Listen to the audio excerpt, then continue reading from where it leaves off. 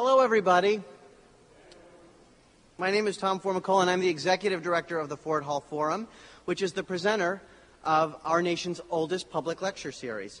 I'm really happy to welcome all of our guests here on the stage tonight, as well as all of our guests in the audience. It's really a thrill to have you all here for this discussion. Our phones have been ringing all week, so we know that people are really excited about this debate and really anxious to hear about both sides of the issue.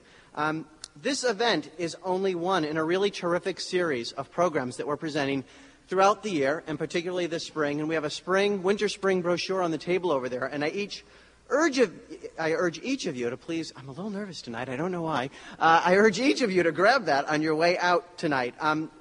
We're midway through our season. Noam Chomsky is speaking at Northeastern University on April 23rd. And then we come back here for two more programs in May. One program, many of you might be interested, is entitled, Is Massachusetts State Government Broken? And that's going to be led by Patricia McGovern, former senator and candidate for governor. And we're going to close our season with Boston Globe columnist Jeff Jacoby, who will be making a case for capital punishment. To all of you, our old friends and our new friends, please come back very soon for one or all of these programs. Please tell all of your friends about them. We're here, we're free, we're open to the public. We really want to engage as broad an audience as possible. So come back, tell everybody you know. There's one additional thing you can do. Please become a member of the Ford Hall Forum. As you probably know, free programs aren't free. It costs money to present these programs, and we need your help to do that. So we ask you to invest in this 94-year-old tradition of honoring free speech and enriching public education and fostering civic dialogue. If programs like this are important to you, please let us know.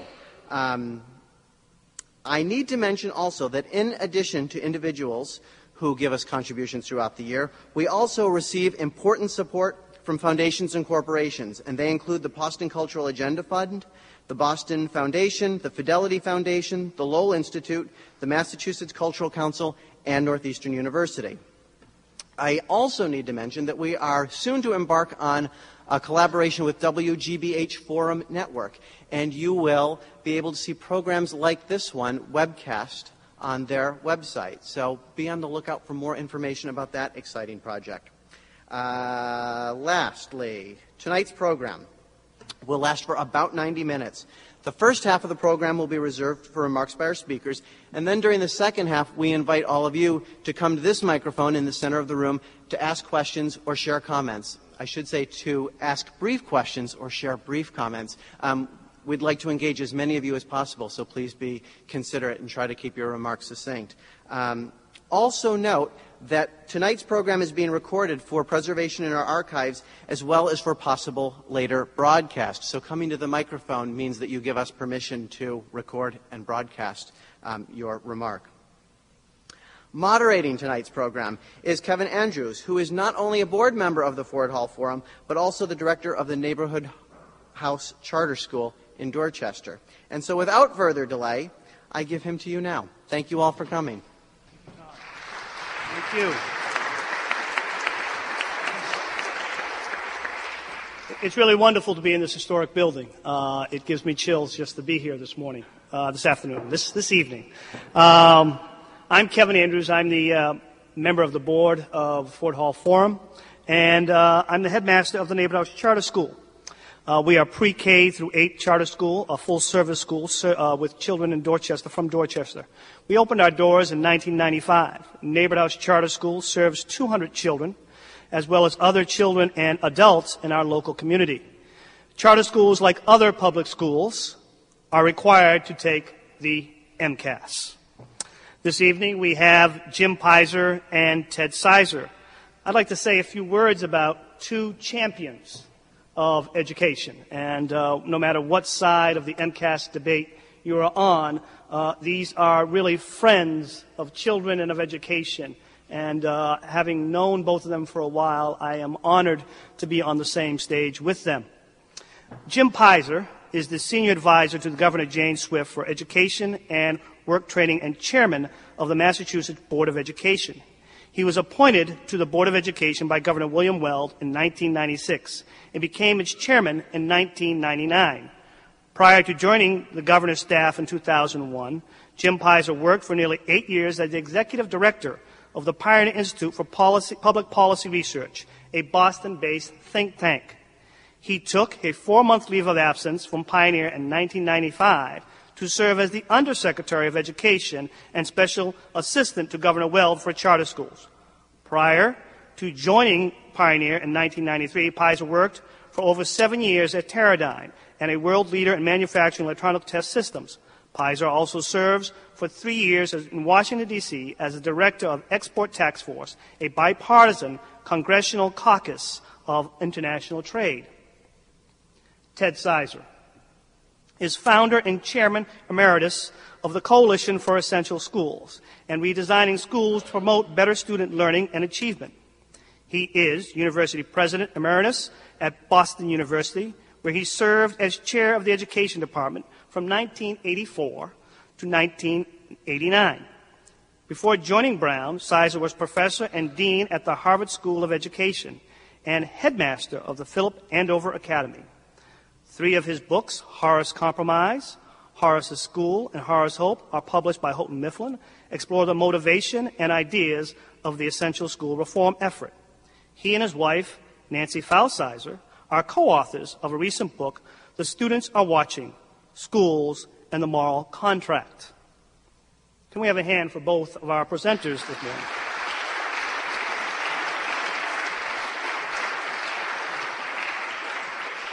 Before I invite our presenters to make their argument, let me just read to you the statement from the Fort Hall Forum. Controversy has surrounded the Massachusetts Comprehensive Assessment System, MCAS, since 1993, when it was first introduced to identify and help students and schools not making the grade. Advocates call MCAS tests the foundation for a bold new plan to reform education in the state. Critics say this standardized test is too narrow in its assessment of students' ability. The real test comes in 2003, when graduating students will have to pass the English and math portion of the examination to earn a high school diploma. Now, I'm going to just give you a full rules for this evening. Each presenter will have 20 minutes to present their arguments. As of a coin toss downstairs, Mr. Peyser will go first, and then they will have concluding statements at the end of the evening. In between that time, we'll have about 40 minutes of questions from the audience. We ask that the audience really ask as many questions as you possibly can. We want everyone to have an opportunity. We also ask that you not make long public statements or speeches. Okay? So without further ado, Mr. Peyser.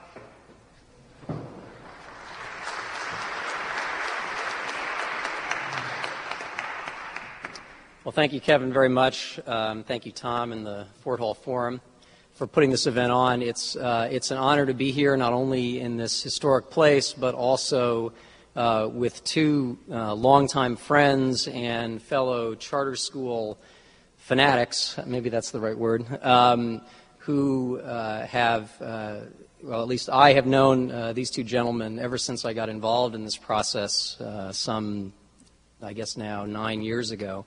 And both of them have been pioneers in what I certainly consider to be one of the most exciting, most innovative, and most successful developments in education probably in my lifetime. And they both deserve a huge amount of credit and recognition for the work that they have done. But that is not what we're here to talk about tonight. Unless there are questions about charter schools, I'd be happy to talk about that. I think we could all be happy to talk about it, but it might diminish the conflict that we hope to achieve in any kind of debate like this. The good-natured conflict, I should say. For many years now, there has been a widespread but hidden injustice in our schools. 30 years ago, one could easily see injustice in officially segregated schools and in the growing population of disabled and language minority students who were excluded from school altogether. Today, although many urban districts are overwhelmingly minority, Officially sanctioned segregation of students within districts is an historical artifact. Special needs children and children who do not speak English are not only enrolled in school, they are guaranteed specialized services and procedural protections through federal and state mandates. The measures that have been taken to address these manifest injustices have been largely effective in ensuring universal access to our public schools. They have not been effective, however, in ensuring that all students receive a quality education in those schools. Improving school quality for all students has been the focus of the current wave of reforms dating back in this state to the passage of the 1993 Education Reform Act, and it is the overriding objective of the Massachusetts Comprehensive Assessment System, or MCAS. MCAS, which has been in place since 1998, is a set of standards-based tests in English, math, history, and science. Although testing occurs annually, students are not tested every year in every grade, in every subject.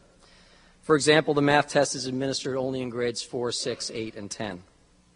Beginning with the class of 2003, this year's juniors, all students must pass 10th grade level tests in both English and math in order to graduate from high school. Students who fail to pass both tests in 10th grade may retake either test up to 4 times before the end of their senior year. Students who are unable to meet the standard by the end of 12th grade will have access to further opportunities to continue their education and earn their diploma either through their high school, community colleges, community-based organizations, or business partners. While other states view MCAS as a rigorous test, the passing threshold is well within reach of most students. For example, to pass last year's 10th grade math test, students needed to earn less than 50% of the available score points. As a fail-safe mechanism, high school seniors with credible evidence of solid academic achievement who repeatedly fail MCAS may appeal to a panel of educators for a waiver of the MCAS graduation requirement. The debate over MCAS is only nominally about testing. No test is perfect, as it assesses only a sampling of knowledge and skill at a particular moment in time. One set of questions may play well to a student's strengths, while another set may not. As we all know, anyone can have a bad day. Nevertheless, from almost any perspective, MCAS is one of the better tests out there. It is a healthy mix of multiple choice, open response, and essay questions. Some test items require the recall of specific knowledge, but most require students to solve problems or analyze information. The tests are based on published curriculum frameworks that help ensure students are being tested on material they have actually been taught. And the test items themselves are published after every administration to take the mystery out of the test and to facilitate detailed analysis of the results for informing curriculum and identifying individual student strengths and weaknesses. Various studies have confirmed that MCAS is a valid and reliable assessment instrument, as accurate as any comparable test. More important, direct experience over the past 4 years shows clearly that MCAS results are generally an accurate reflection of a student's overall classroom performance. Although there used to be fears that excellent high school students who didn't test well would fail these tests, those fears have largely been put to rest since last spring, when the 10th grade MCAS was administered for the first time as a graduation requirement.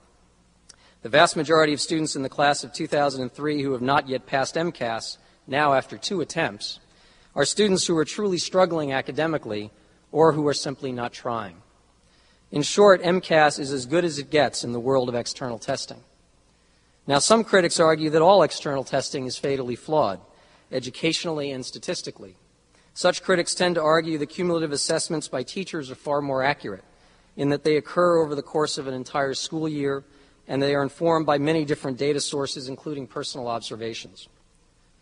Unfortunately, it is widely known that there is enormous variation in teacher assessments of student achievement. Each one of us can tell our own stories from personal experience of teachers who were tough graders and those who were easy. While variations are great from classroom to classroom, they are even greater from district to district. According to a recent study by Apt Associates, A-level work in a typical affluent district is often equivalent to C-level work in a low-income district. External test results may not be perfect, but they do have the virtue of being more consistent than individual teacher judgments. The bottom line is that the argument today is not about MCAS or about testing. It is about standards. The question that is really on the table, but rarely discussed, is not whether MCAS is a good or fair test, but whether all students should be held to a common standard of performance. I think there are two parts to this question. The first is whether there is, in fact, a core set of knowledge and skill that all students should learn.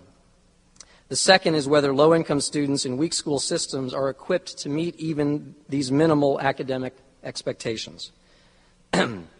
As to the first question, there are endless debates over curriculum standards, whether at the local, state, or national level.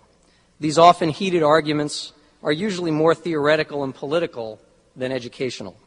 For example, the most contentious element of the debate over Massachusetts mathematics frameworks was whether all students should be taught long division. Outside of the rarefied air of Board of Education meetings in certain schools of education, I have never heard anyone suggest that long division is an optional part of a math curriculum. As a practical matter, the most difficult issues involving the specification of core academic standards relate to history and the sciences. While there is general consensus that all students should be well-grounded in American history and civics, there is great disagreement over world history. On the one hand, there is intense lobbying for in-depth study of virtually every region of the globe. On the other hand, there is justified panic on the part of educators who might actually have to teach it all.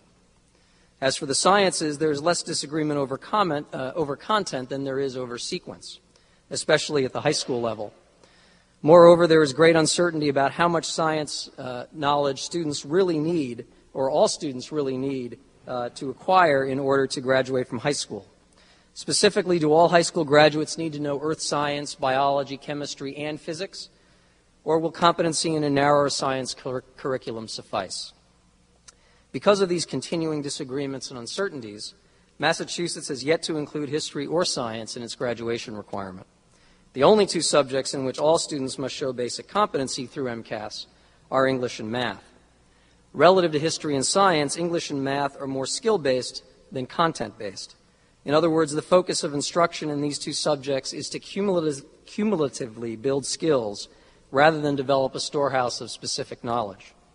This makes testing in these subjects less susceptible to alignment problems, wherein the sequence or content of the local curriculum does not match up with the test questions. In English, the essential requirements are that students write clearly and persuasively in standard English while being able to read a variety of texts, including literature, with understanding. In math, students must be able to solve multi-step problems using basic mathematical operations, statistics, algebra, and geometry.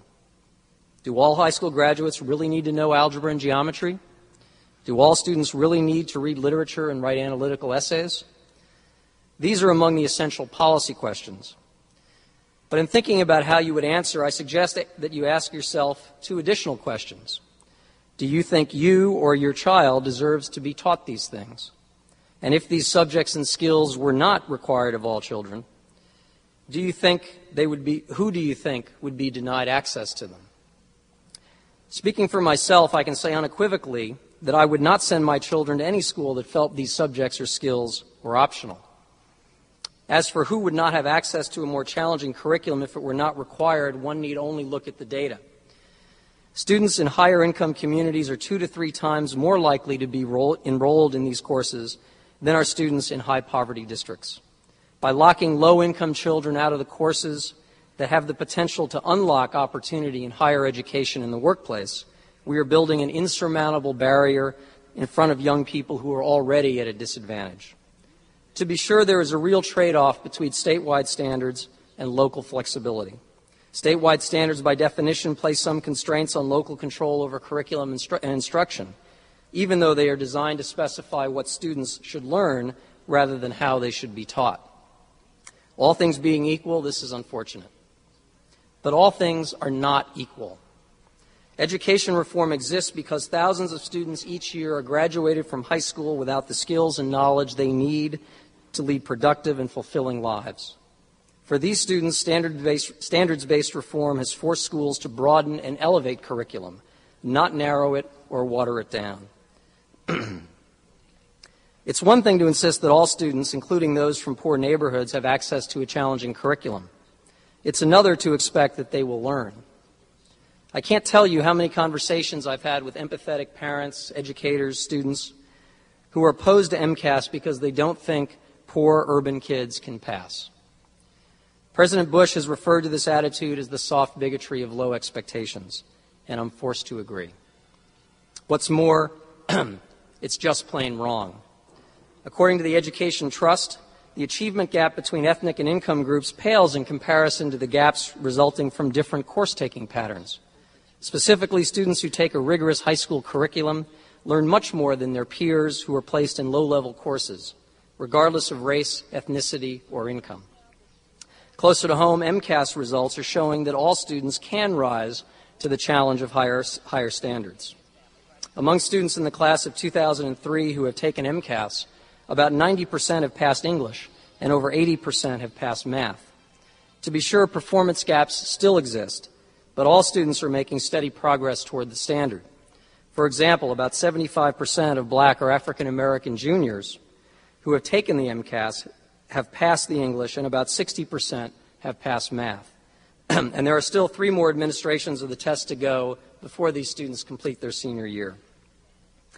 Those who argue for delay or doing away with MCAS as a graduation requirement are in effect saying that a high school credential should not be withheld from any student who shows up and demonstrates other non-academic qualities such as creativity, persistence, artistic talent, good citizenship, or vocational skill. This is not an argument against MCAS or any statewide assessment system for that matter. It is an argument against statewide academic standards themselves, which is the bedrock of the 1993 Education Reform Act. A high school diploma is not an entitlement or a rite of passage. It is something that must be earned through effort and achievement. Moreover, acquiring a diploma is not what education is about. Education is about acquiring knowledge and skill. It is unfair and unethical to hand young people a piece of paper and tell them they are ready for success when they are not. The critics of standards-based reform are fond of saying that the system, and in particular the testing program, presents a civil rights issue. They are correct, but they've got it exactly backwards. The greatest civil rights issue confronting this country today is not overt discrimination or racism, although those problems remain all too real. The greatest civil rights issue today is the quality of our schools, especially our city schools. And I can say unequivocally that more has been done over the past few years to improve school quality as a direct result of standards-based reform, including MCAS, than at any other time in my life. Thousands of struggling students are receiving extra help, adding up to well over 1 million hours per year of added instructional time. Educators are using assessment data of all kinds, including but not limited to MCAS data, to better understand and improve curriculum and instruction. Teachers are collaborating more to establish integrated curricula with more common and consistent standards for evaluating student performance across classrooms, grade levels, and schools. And schools are upgrading the curriculum to include more writing and higher-level math for all students. Undoing or delaying the full implementation of MCAS, including the graduation requirement, would undermine the progress we have already made and would kill any hope for further improvement. A recent edition of Education Week included an essay by William Taylor, a former aide to Thurgood Marshall and a one-time staff director of the U.S. Commission on Civil Rights. Here's what he had to say about so-called high-stakes testing. The real high stakes are imposed not by a test, but by educational neglect.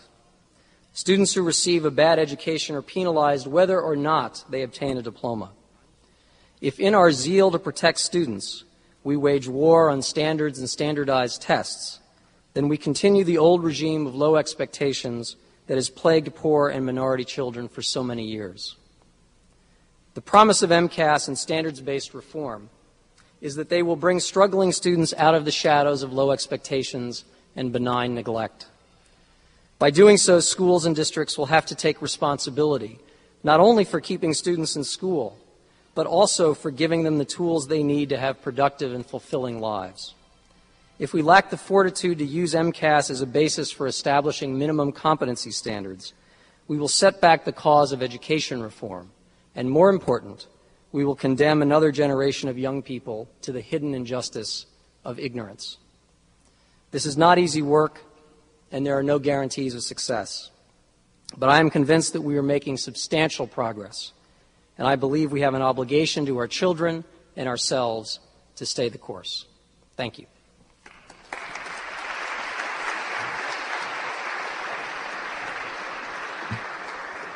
Dr. Peyser.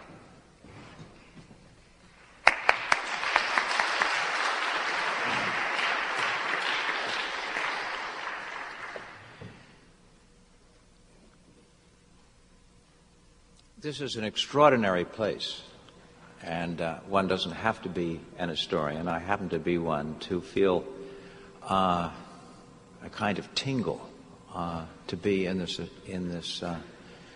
meeting house.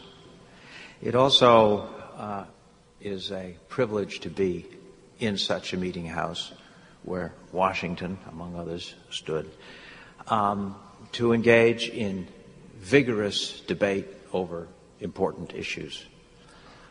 The ability to do that in a civilized and informed way is a testament to a healthy democracy.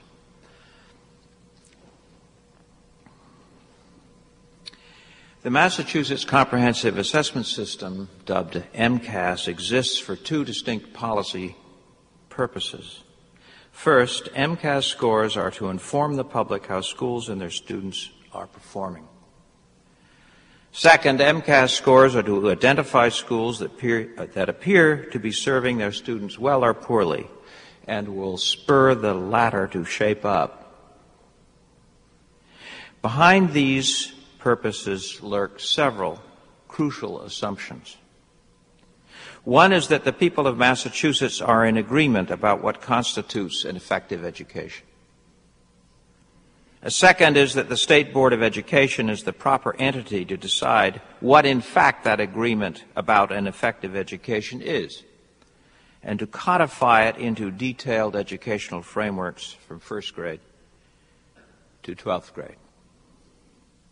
A third assumption is that a single testing instrument can in fact tell us accurately how each of our children is achieving, and by bundling children's scores by how a particular group of children's school is performing. And a final assumption is that wide publication of these scores and the angst and humiliation that it will cause will drive schools into better practice. All four of these assumptive purposes deserve vigorous challenge.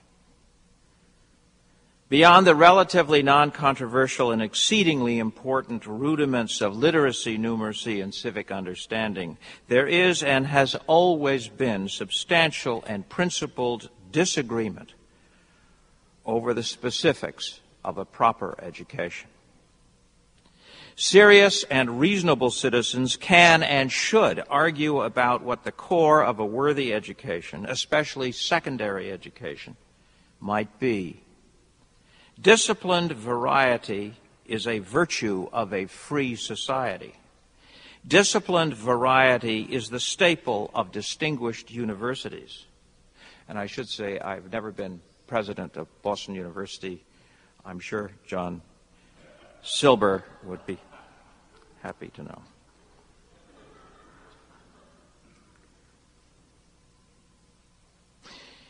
Disciplined variety is a staple of front-rank public and private secondary schools, at least where this state allows and honors it. Save at the obvious margins, America is not a society of one best curriculum. The State Board of Education knows this very well. Witness its seemingly endless wrangling over the state history standards. Variety is, of course, messy.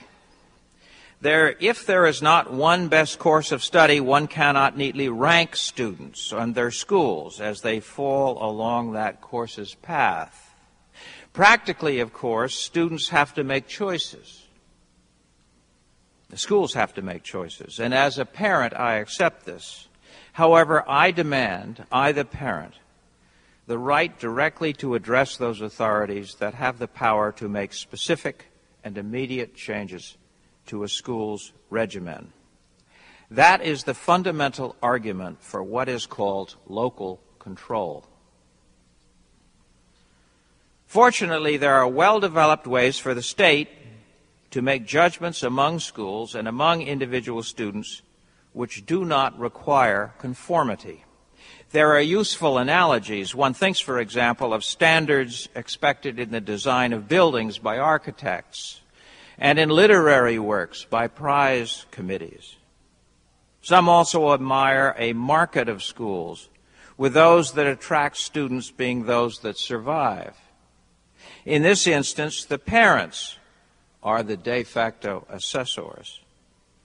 Others, myself included, admire rigorous inspection systems, such as those affecting the Massachusetts charter schools, which represent the state's investigation of a school's effectiveness in delivering on what it, by agreement of its local board and state, accepts as rigorous, acceptable standards. At the heart of all this debate over who controls the substance of a serious education is intellectual freedom, the engine of democracy. The hand of the state must be sure. It must prevent the operation of utterly thoughtless schools. But it must be light.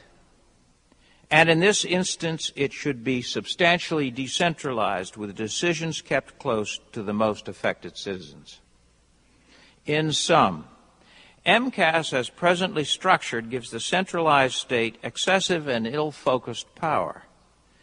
To assert this is in no way to accept the sloppy status quo. It merely is to maintain that centralized control is not the only alternative to present arrangements. We need a better way, with a mix of authority between families and the state. If there be variety, if there be tension, so be it.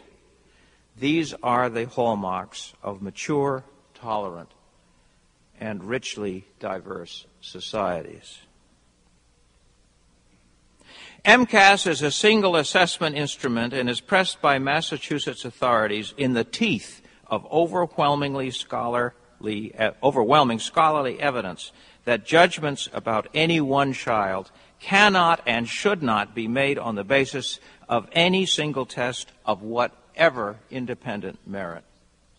Indeed, the framers of the '93 Reform Act clearly understood this.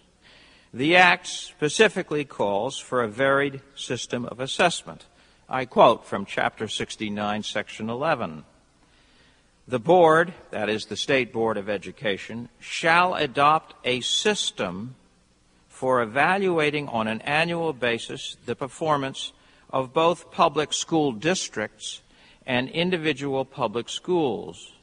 The system shall be designed both to measure outcomes and results regarding student performance and to improve the effectiveness of curriculum and instruction. The systems shall employ a variety of assessment instruments.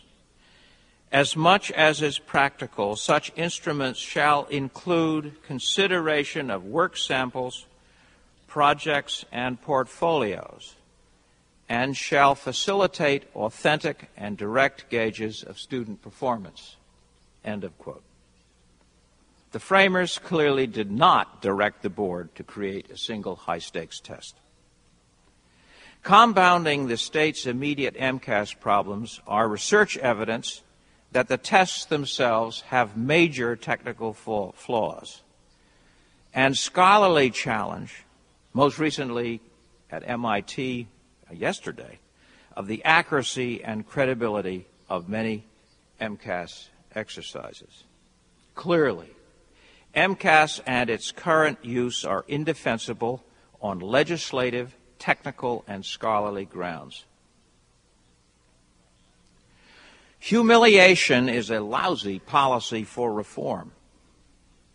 Heaven knows that Massachusetts schools vary enormously in their competence, and the state has the responsibility to intrude on the operations of the least competent. The mere warehousing of children, especially poor children, is a blot on the state's reputation. Reform is a worthy end. However, the ends never justify the means. Using the whip of media-driven test scores to to expect deep reform by spontaneous combustion is as cynical as it is politically advantageous, cost-effective for the state, and educationally counterproductive. Over the last 7 years, MCAS has led to practices that undermine school quality. These surely were unintended consequences, but they are consequences nonetheless. For example, spurred by the press, a conventional wisdom is emerging that a serious education is the same thing as a high test score. So, a good school is one whose students score high. However, even the best tests do not measure all sorts of excellence. If they did, the colleges would have long ago dispensed with their admissions offices and admitted solely on the SATs. While the state surely did not so intend, the effect of the misuse and overuse of MCAS scores has turned much of schooling into test prep drill at the expense of other, more intellect-stretching work. Drills have some usefulness, but hardly to the extent to which they now dominate Massachusetts classrooms. And learning the tricks of test-taking is not a vital academic activity. The result, ironically, is a cheapening of serious schoolwork. Using test prep, in effect, as a substitute for serious education for poor children is yet another example of how the most vulnerable young citizens once again get the thinnest educational gruel. A second example. The state's curriculum frameworks are wide and thus leave little time for deep academic digging. To the eyes of many of us who are veteran school people, they encourage skimming and fact-stuffing rather than the development of deep understanding. A final example, and an especially painful one. The hullabaloo over MCAS is draining energy and imagination away from the tough job of fundamental school reform. Reform that is more than tinkering.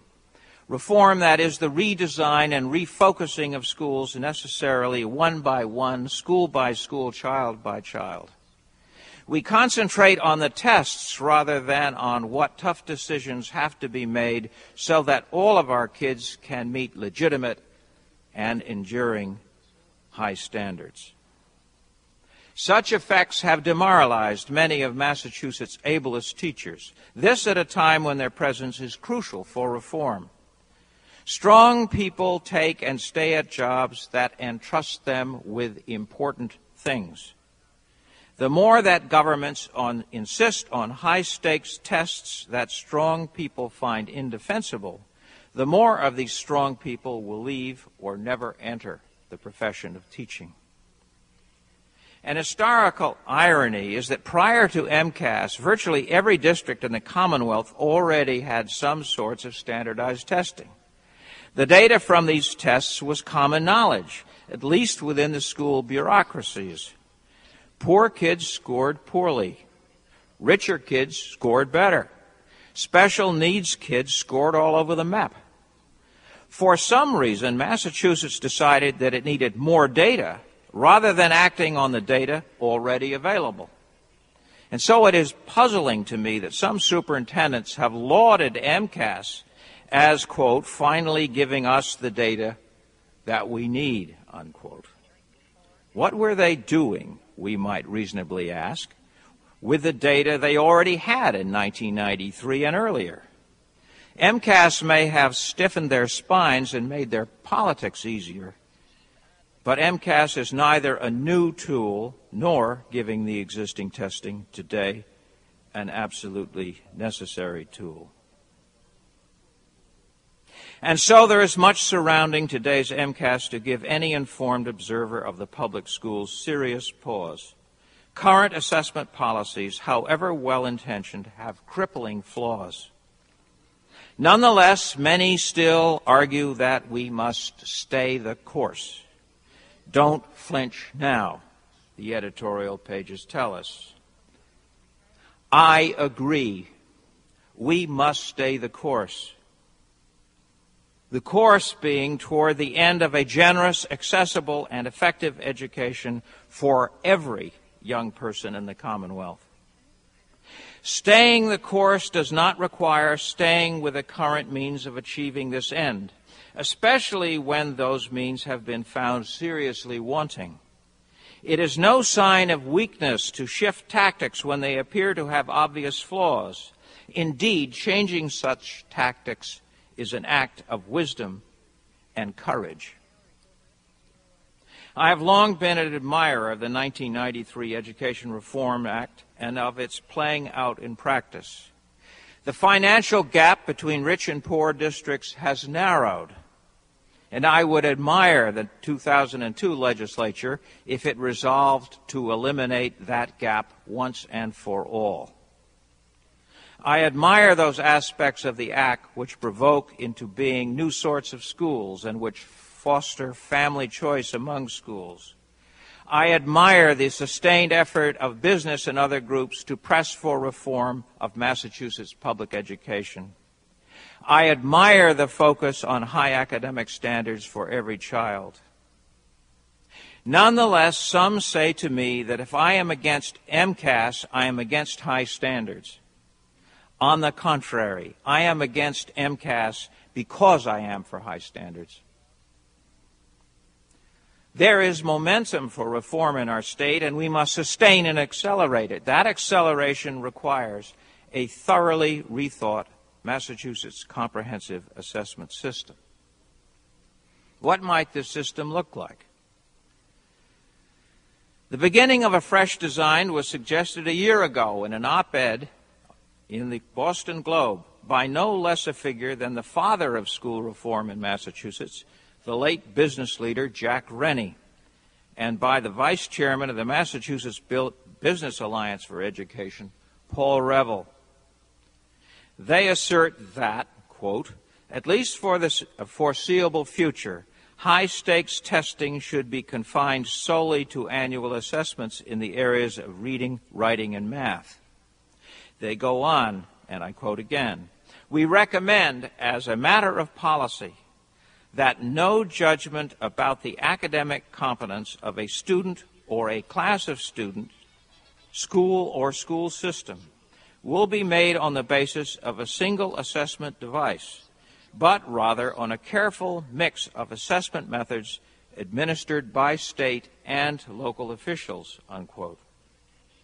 They stress that attention should be directed to, quote, the emerging crisis in the leadership and staffing of the public schools, with special regard to those opportunities for legitimate leadership and for conditions of work necessary to attract and to hold teachers and leaders in the Commonwealth schools, close quote. Rennie and Revell call such recommendations, in their words, logical and modest mid-course corrections to Massachusetts' reform effort. If such adjustments seemed wise to the late Jack Rennie, why is it not for those who follow in his footsteps? Adaptation in the face of new evidence is common sense. To persist with MCAS in its current form, in my judgment, is a recipe for serious harm and a setback for the deep and comprehensive reforms that are essential for our public schools.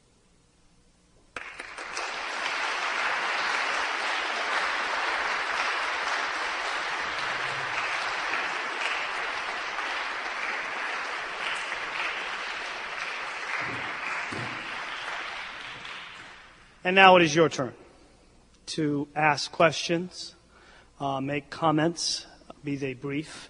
Please come to the microphone and line up at the microphone for your questions. We will take the questions one after the other. Sir, would you like to begin with your question? Yes, I have a question for you, Mr. Peyser. My name is Fred Sabini. I'm the Social Studies Department head in Milton High School in Milton, Mass. And I ask this question as a teacher. In our school, Writing has been a major component of the curriculum for many years. English teachers used to, and still do, keep writing folders which would contain all the writing that students would do for all 4 years.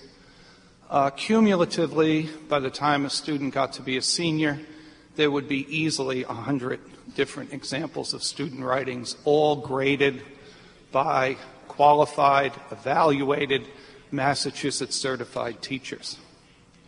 I fail to understand why that criteria could not be used to qualify a Milton High senior as worthy of a diploma, but a single test given in his sophomore year does qualify. Well, a couple things. One, as you know, the test is administered first in the sophomore year, and there are 4 opportunities to retake it. It is intended to be a graduation or exit exam, so data up to and indeed beyond 12th grade, or performance results up to and beyond 12th grade would count towards that high school degree. But in terms of your comment about why not rely essentially on the teacher judgments of, in this case, a student's writing, to be sufficient to meet that requirement, I guess my response is twofold. One is that, as I mentioned in my remarks, as strong and as admirable as Milton's assessment of student writing might be, that is not, I believe, a uniform standard across the Commonwealth. And that indeed there are many places where the assessment of writing is not perhaps as rigorous, and that the standards of performance that would lead to a school's conferring of a degree are substantially below that which would be acceptable in the Milton Public School system. In addition to that, there are many examples of schools, school districts that sort of bend the standards so that individual students who may not actually be meeting the standards are nonetheless granted diplomas for other reasons. The second thing is that the certification, if you will, the process of ensuring that all schools are meeting some consistent set of standards around the assessment of individual student writing samples is, I think, prohibitive. And therefore, literally the cost and the practical application of implementing something that is based on essentially certifying or accrediting individual teachers or schools in their assessment of student work is, I think, beyond the capacity of the Commonwealth to support either financially or in terms of other resources necessary to do the job right. Ma'am, there are people waiting ahead of you. Could you just go to the end of the line? Thank you. Sir? Gentlemen, thank you for having this dialogue. My question for you, when I graduated from college, I didn't have to take one test that would say whether I was going to be able to get my diploma. I took tests each quarter. I had the other tests that were going along. And if I didn't do good in one class, then I would fail that. Then you would have to go ahead and make it up to get the parts to your diploma. I'm concerned, too, that the teachers in 8th grade, when I was there, we made a hot air balloon. And that has stuck with me. I have made 20 of those. And I wonder, with the MCAS, if there's a focus for achievement to have that test, if they would be able to still be making those hot air balloons. And MCAS sort of strikes me as funneling toward an average over here, and I'm not looking for average, I'm looking for brilliant. So, I mean, it's a challenge to try to get that from every student. Well, I mean, I think you raise an important question here, which essentially is what are the trade-offs between insisting on some consistent measure of common academic achievement against some, again, published and consistent standard, and allowing teachers the flexibility to do things that may be not directly related to the achievement of those standards, but may be important educationally and otherwise to the development of young minds. Mm-hmm. And I will not pretend that there are not real trade-offs that are being made here. I guess in my view, the balance, we're getting the balance about right. I don't think the standards that are being set are so onerous and prescriptive that it prohibits the kind of more creative curriculum that some teachers may want to pursue. However, it does place some constraints, especially in those cases where students are struggling to meet even the minimal performance standards that I think any of us would believe is necessary for a student to have a productive and fulfilling life. And there are some trade-offs that are made, and they're made at an individual classroom and school level. They may not always be trade-offs that you or I would think are the best. But looking at the system as a whole, looking at the injustice that has been done to so many students, I think the trade-off is about right. And, as time goes on, we may be making modifications in exactly what it is we're expecting of students and the breadth and the depth, if you will, of the requirements or their prescriptiveness. And I don't pretend to say that we got it exactly right. But I think we're close enough, and I think we're close enough to continue down this path. Ted, would you like to respond? I think the 18th century Massachusetts folks had it right when they said you had a public exhibition as a requirement for graduation, where all your work, your hot air balloons, your written material, and your ability to deal in a dialogue with people who might show up here. That's you want demanding standards. Defending your education in public is a good one, better than one other way. Now, people say we couldn't do it. It's impractical. It is being done in Massachusetts schools today. The public defense of one's work with the collected materials. It takes time, it takes energy, and it takes an awful lot of work by teachers to decide what the standard should be. But it's worth every minute. Thank you. All right, thanks. My name is James Madden. I'm a student member on the Board of Education. I had not been planning on opening my mouth at all today, but I have something so incredibly radical to say I thought I should step up and say it. Jim, I agree with you wholeheartedly. I believe statewide standards are necessary. I believe that decentralization and just complete local control has failed our poor students for far too long. Urban students are every bit as capable of doing the same level learning as the suburban students.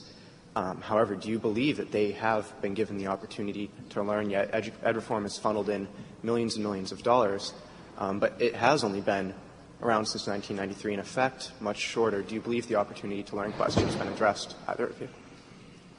I think that's a fair concern. And on the one hand, I would have to say, no, they haven't been given the opportunity they deserve to succeed. On the other hand, my larger concern is that the longer we wait, the longer we will fail to put the resources and energy and time and focus necessary to give all those students the opportunity they need.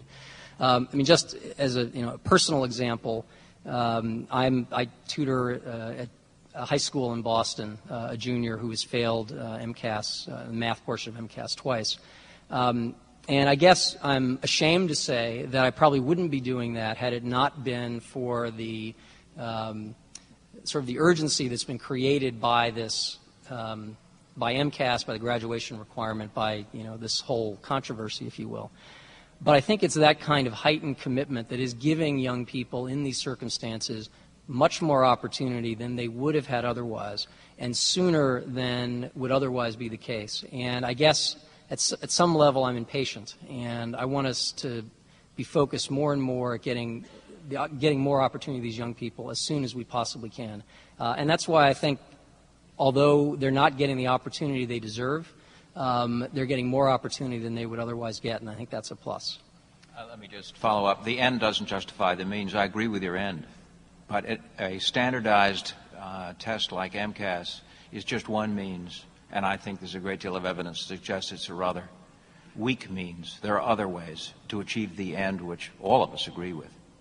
Just a follow-up to that. Would you analyze the question of minority achievement? We know that there's a great academic gap between black, Hispanic students and white and Asian students. Would you agree, would either of you agree or disagree, that the MCAS has forced teachers in urban settings to take a closer look at the kinds of work that they're doing and maybe help them? We all know, we wish that all teachers were good teachers, but we know that that's not the case in any business. Would you both address that question, please?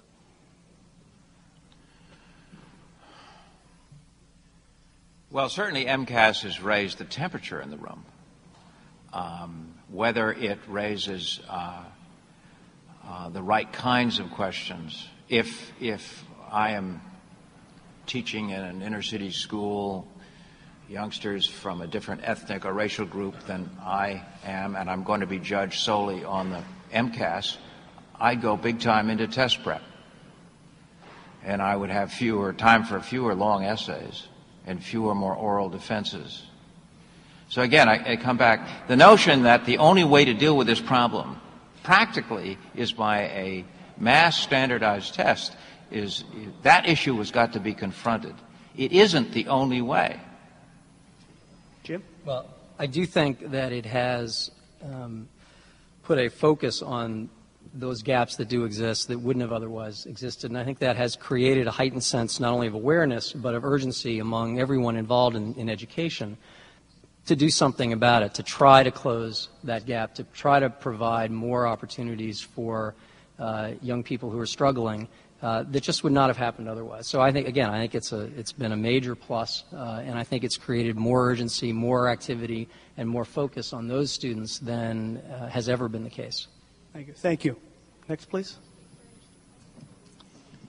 My name is Ray Ellis. I'm from the town of Berlin, Massachusetts. I have a question for Mr. Peyser.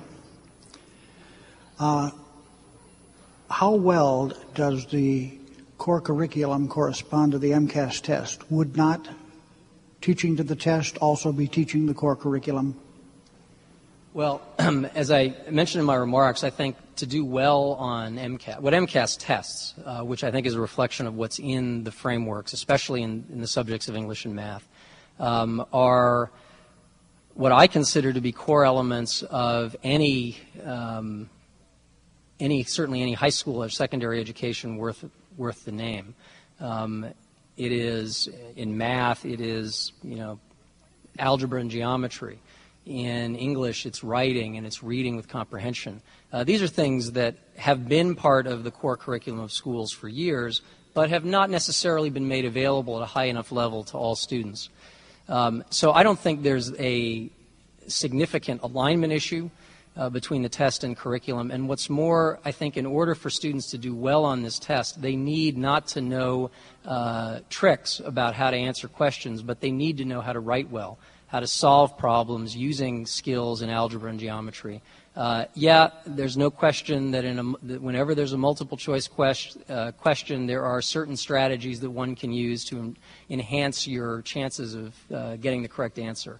And yes, unlike some tests, or at least some tests in the past, you don't get marked off for guessing wrong, so there's advantages to just guessing and maybe you'll get it right. Those are definitely tricks of the trade. However, I think those are at the periphery. And what really happens, I think, in most schools, and what is necessary for success, is to master the skills. And I think that's what this is all about. Thank you. Next question, please. My name is Jeffrey Benson. I'm the principal of the Jermaine Lawrence School, which is a program for a residential program for special ed students, and that's my plug. It has nothing to do with my question. I've heard many times Mr. Peyser's quote from the Ed Reform Bill that we were supposed to use multiple assessments collected over time.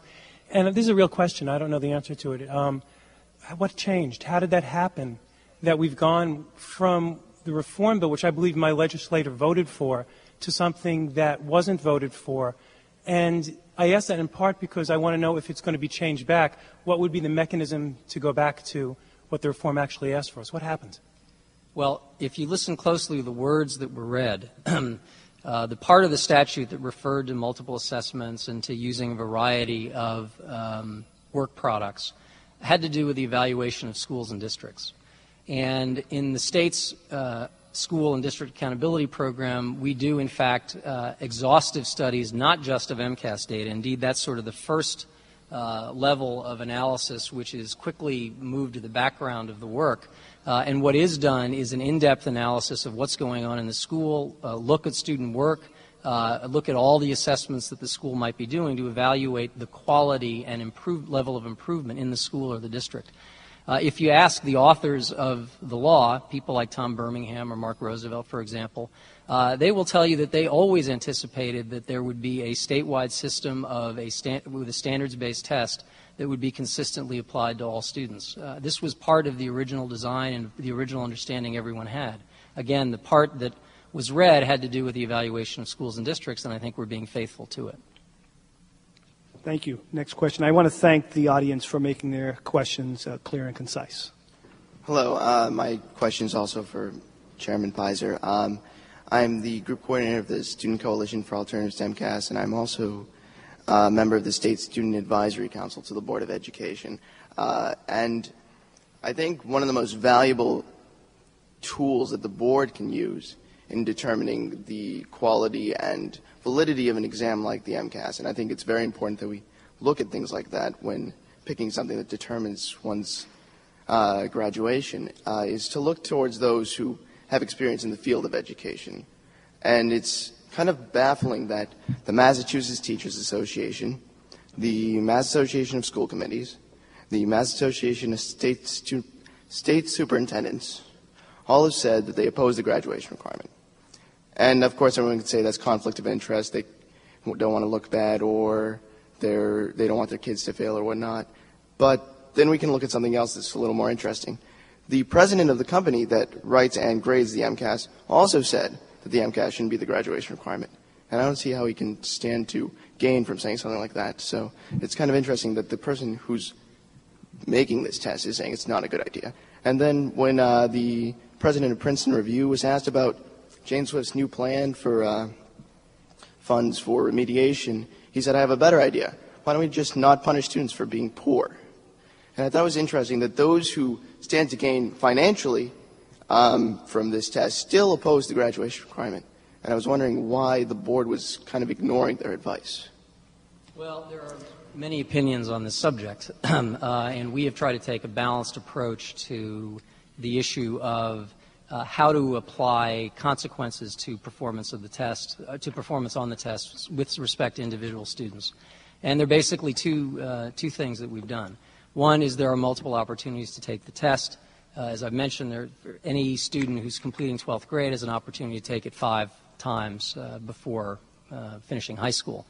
The second is we've established an appeals process so that if students feel that somehow the test is a poor reflection of their actual achievement, and they can demonstrate it through other evidence from their classroom, from school, that is credible and valid evidence, that we will take that into account and will waive the graduation, the MCAS part of the graduation requirement if they can demonstrate that to a panel of educators.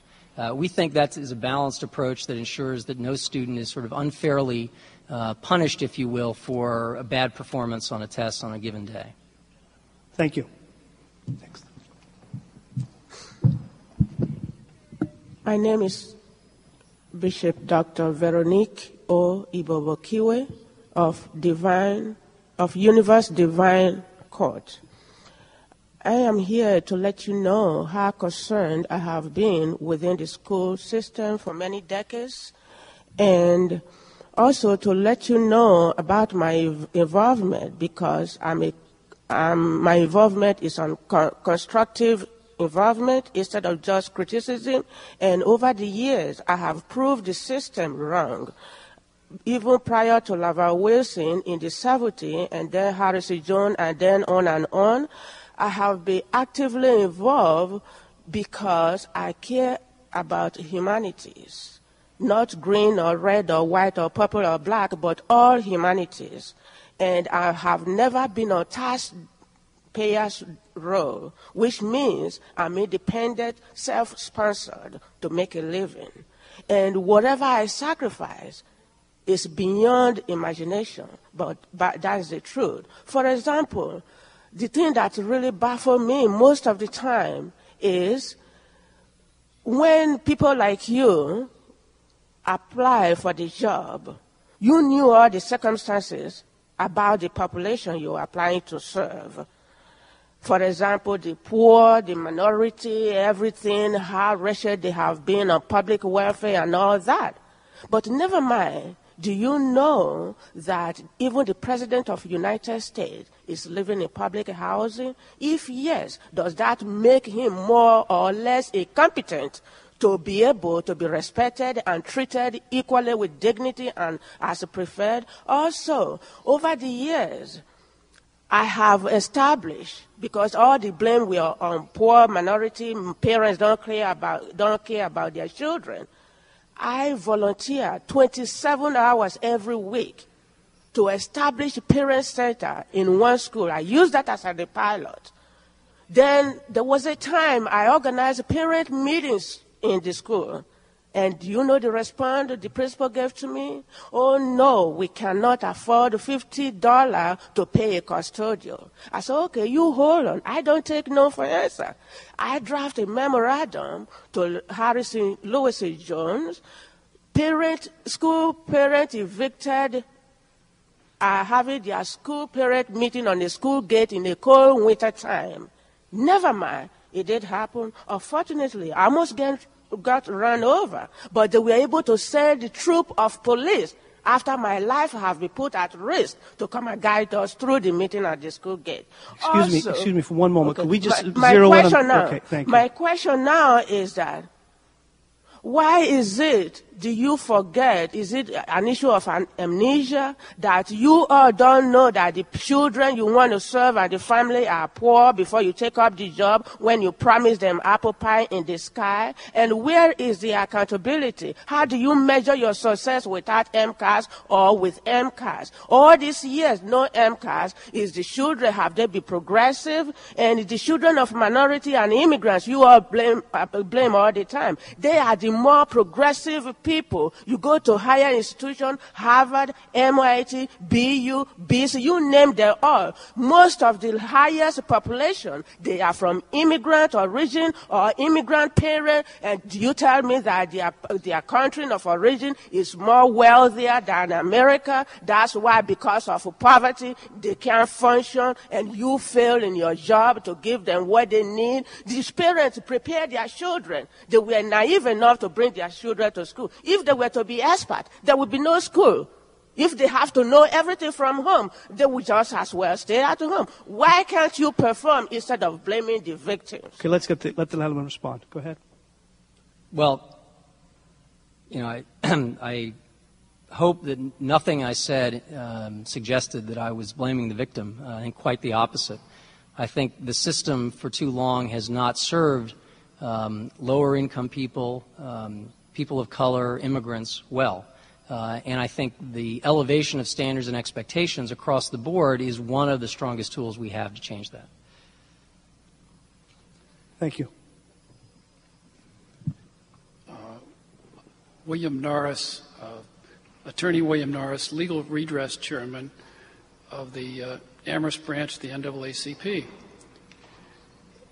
It was so heartening to hear you, Mr. Peyser, address the issue of low student expectation.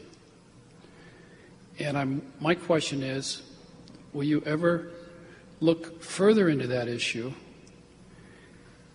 which means going to the mother of all low expectation, which is tracking or ability grouping? Well, I think I have two comments, I guess, that may not sound entirely consistent with one another. One is that the standards-based movement and the creation of our curriculum frameworks, as well as certainly the application of the MCAS assessment across the entire state, all schools and all students, is a way of ensuring that no one is tracked into these sort of low-level courses that don't teach you anything or don't teach you nearly enough relative to what is legitimately expected of people as high school graduates or as people in the workplace or in life in general. So I think what we're doing in general is having a very strong effect on eliminating these in some ways these dumping grounds that have occurred in schools over the years. In terms of ability grouping per se, I am not one who will argue that all classes need to be heterogeneously grouped without regard to ability. I think there are cases where it does make sense, especially at the high school level, for more advanced students to be in more advanced classes. I think at the lower level, especially in the context of teaching reading to students who have yet to learn, that grouping students, but not necessarily in separate classrooms, but in separate groups to focus reading instruction at the level that is most appropriate for them, is a legitimate strategy. It's not the only strategy, but a legitimate one. So my general comment is I think the history of tracking has included dumping young people in courses that are educationally derelict. And that has to end, and I think we're making progress in ending it. But there are other cases where some grouping by ability, I think, has educational or pedagogical value. But when you agree that whenever you put a student in one group as opposed to another, like if you put it in a lower group, you're expecting less of that student. You're really reinforcing low student expectation, which is what the MCAS is supposed to combat. So there's a kind of a conflict here. Well, I think we in the NAACP would urge you to, at every possible moment, do away with low student expectation. Well, that I can certainly agree with. In any form. Thank you. Next. Hi, my question is for Mr. Peyser. This is really unfair. I'm sorry. Don't worry, Jim. We're going You have to my right, a far more eloquent. Do you want me to play Jim Peyser? I can play Jim Peyser. Okay. Well, you may have something to say about worry. this question anyways. I'm going to ask you a question if this keeps up. All right. I'm going to quote something you said, and I may have copied it down incorrectly, but just let me know if I did. I think you said education is about acquiring knowledge and skill. And I might be willing to agree with that, depending on what knowledge and skill you're talking about. I think that if you mean the knowledge and skill that is being tested in math skills and in English skills and knowledge, then you're probably getting a limited view of education, and most people probably wouldn't say that that is all of what education is about. Especially, I think, for certain students, maybe urban students that face more challenges than just whether or not they can do math, certain math, at a certain level, or certain English. My concern is that by having a test that solely tests these math skills and these English skills, you will take away some of the focus of some of the other very critical skills that are being taught at schools that are, if your goal for a school is to create students who are going to be successful in their lives, are the skills and knowledge that you're testing in MCAS the critical skills that those students need? I guess that would be my question. Well, I would say they're necessary but not sufficient. And I think actually an interesting, maybe excessively detailed discussion, but one worth having, would be around what is the core expectation. I mean, Ted mentioned in his remarks that there should be some statewide assessment of literacy, numeracy, and I think civic understanding, which I agree. That's right. what Jack Rennie's words. Which simply, I think, leads to another question, which is, well, what is literacy and what is numeracy? And I think that's a very useful discussion to have. Now, we've, at the Board of Education, have come down on one side of it, and Ted may come down on another, and you may be in a third place. But I think there is a core that should be considered necessary, but never sufficient to define an educated person. It is much broader than that. I would shudder to think, however, if the state started producing MCAS tests that were trying to address some of the other characteristics of an educated person, a well-rounded educated person that you allude to. I don't think all those things are testable. I certainly would, and I would agree with Ted wholeheartedly on this, I don't think those are things where the state should intrude. Those are things where local control, and I would define local control down to the school level more than the community level, I think, in most cases, is exactly where those decisions ought to be made. And I would also argue, and I think with Ted's support, that parental choice ought to be sort of the mitigator and moderator of how parents and students align themselves with educational programs that they feel are the richest and most appropriate for their view of the world and what a well-rounded, educated person is. I'm going to take some moderator privilege here and just let people know that we do want to balance the questions, and I'm also going to ask that people make their questions quick and the answers also, because we don't have much time and there still is an extremely long line. So I may say, if it's a Peyser question or a Peyser question, I may ask you, and if there's only one Peyser, I have some here for him. So is that a Peyser or it's a Peyser? Are there any Peyser questions in the line? Come forward, please. My question has to do with how do you decide what things you should include and what things you should get rid of as a graduation requirement? I think there's a need as a high school to educate the students and give them a basis on everything that they need to know in life. But you can't get rid of something just because some students don't do well or some students don't test well or that kind of thing. I think you need to work with those students and educate those students and bring them up to that standard that you've established. I don't see why you should get rid of a test without saying get rid of other things that other students aren't good at, like homework or going to class or other things, because there are many students who, don't fare well with that. And why should you not get rid of those things and, yes, get rid of the MCAS test? I think that there ought to be varied ways of this final assessment, and that one youngster who may have difficulty expressing an argument as powerfully as she writes it, you should look at the writing and you should do some listening. I think that there are some obvious skills in our democracy about which all sorts of people will agree. Literacy, numeracy, civic understanding, and we can discuss those. But the range, when you get into political science, into history, into some of the sciences, it gets more complicated. I believe that the greater part of wisdom is variety. Just as we have variety and healthy variety in higher education, why not in secondary and even elementary education? And I agree with Jim. Let the citizens have some choices, rather than a small group of people deciding what is the true and the beautiful and saying, "This is it, folks," and it's high stakes. Thank you. Thank you. Back to the Peyser questions.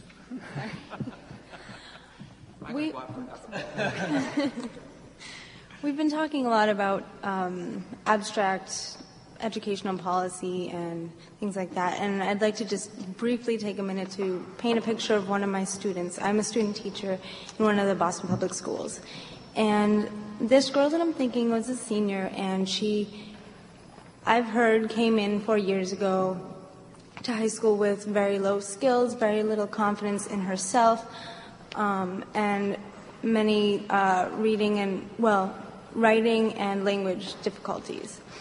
4 years later, I've seen the product of the high school, and she is graduating with so much confidence in herself. She still has language difficulties, but she has persevered so much and has so much interest in learning and in bettering herself. And I think that her interest and excitement and enthusiasm in education and the learning that she's done in the value of perseverance and determination is just as valuable as much of the content that a test such as the MCAS would test for, and is just as valuable in life as some of the things that the MCAS would test. My question is, the school that I'm at does not support the MCAS. And if I imagine her in a school that did support the MCAS, I'm afraid that she would not come out of school with the same excitement and enthusiasm or the same confidence in herself, because she would not take tests very well. I'm afraid that she would graduate without those skills. And how would you administer a test such as the MCAS so that you wouldn't lose fabulous students like her and keep up the enthusiasm and the determination of kids who might just want to drop out? Well, you know, a lot of these questions have to do with how schools respond to this challenge more than the challenge or the standards themselves.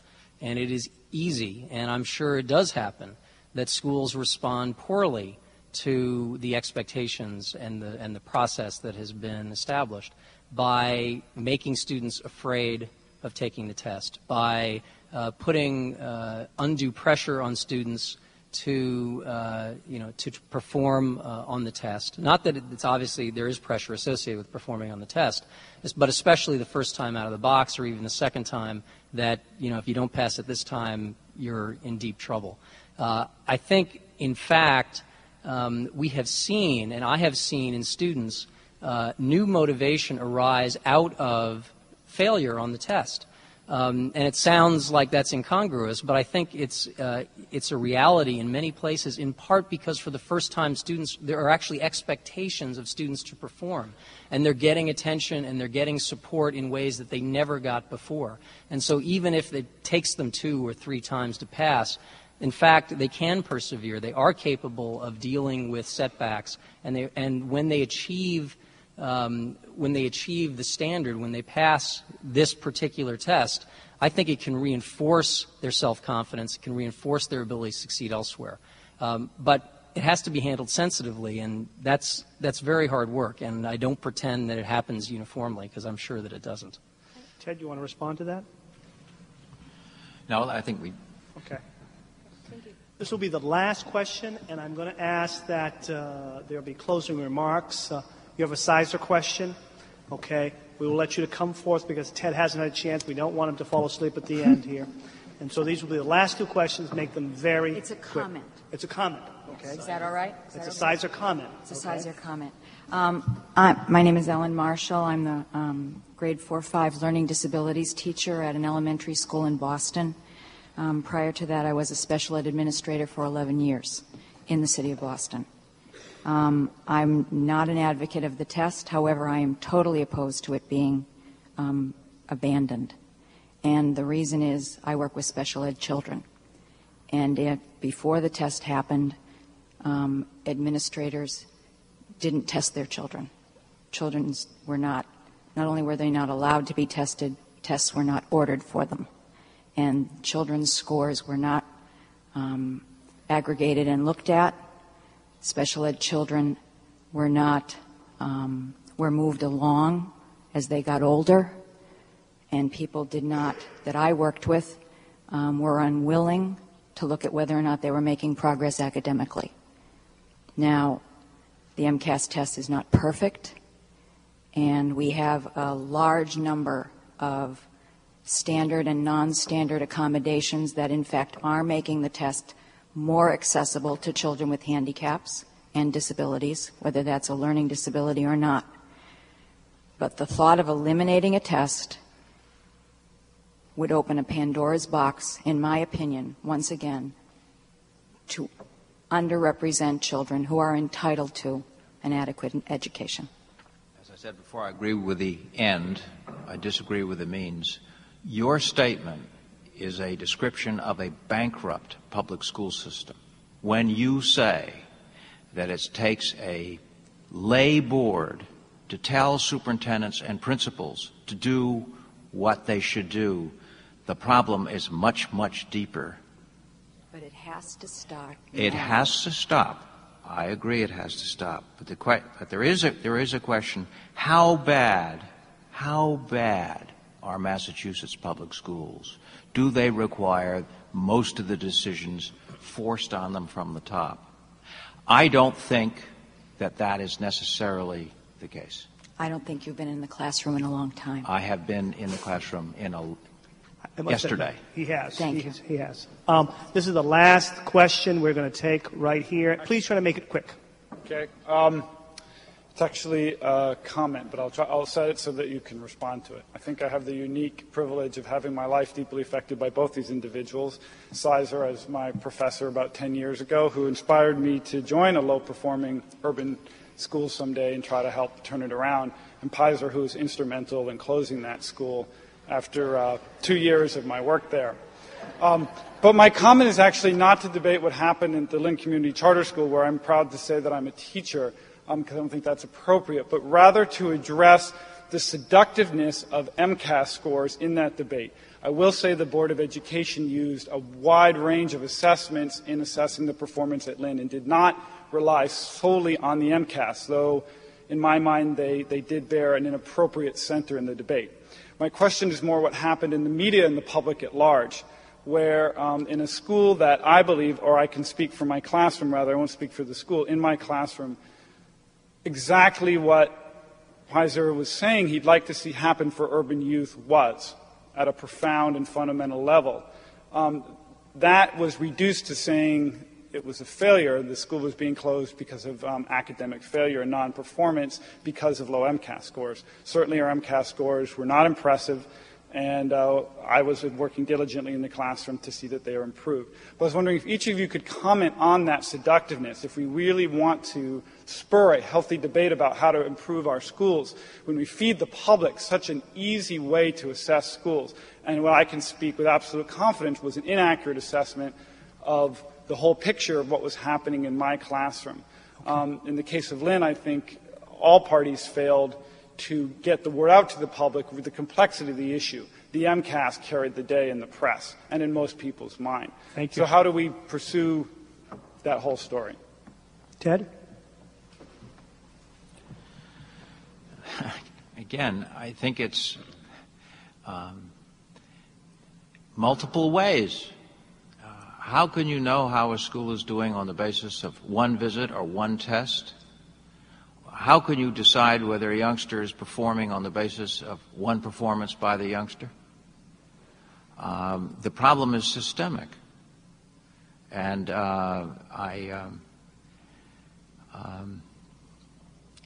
particularly for kids, for instance, whose home language is not English, kids with special needs, a single instrument is profoundly unfair, again, as the 93 Act specifically outlines.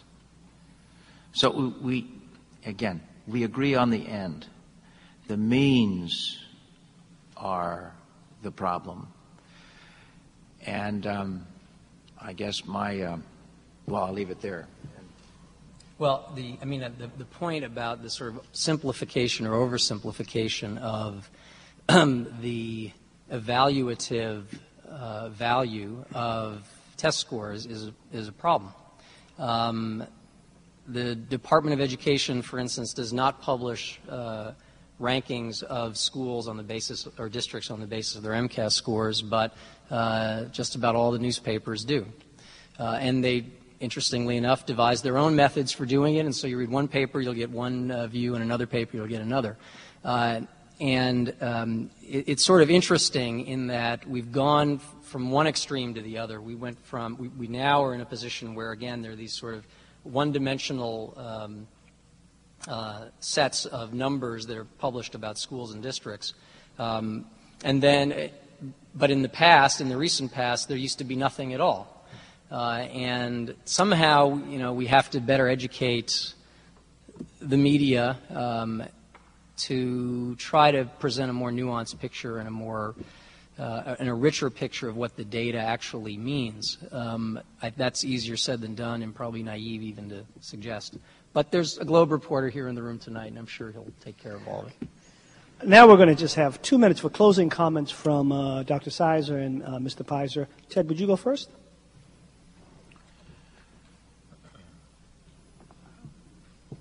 What we've been talking about tonight is not only a Massachusetts issue. It's a national issue. The concern for standards, for high-quality schools, for kids from every quarter having the opportunities of using their minds and hearts. For some, I think, understandable reason, there has been the failure to address what it would take really to achieve those ends. I believe the testing proposals in the new Elementary and Secondary Education Act, which has been underfunded and MCAS are of the same ilk.